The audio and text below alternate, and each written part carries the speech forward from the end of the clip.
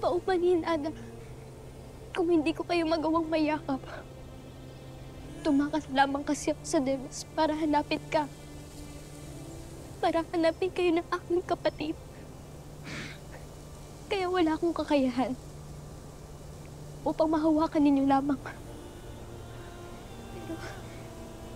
Pero hayaan ninyong yakapin kayo ng aking puso.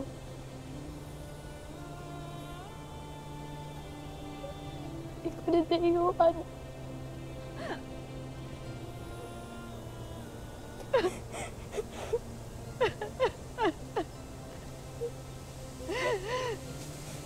Dadeo.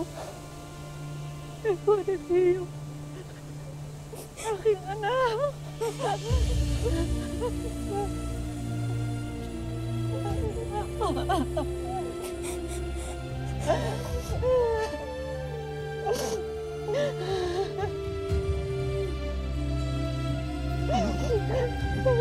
Aking anak.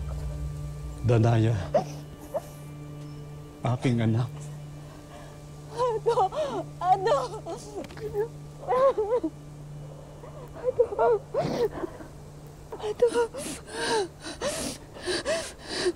Natutuwa ako na tinanggap mo ang iyong anak, Danaya. Naisalaysay na sa akin ni Gaya ang una ninyong pag-aharap. Pero hindi mo raw siya kinilala. Itinaboy mo pa raw siya. Marahil nasa ilalim pa ako ng kapangyarihan ni Betena nung panahon na yun. Ngunit anak, hindi ko kagustuhan yun.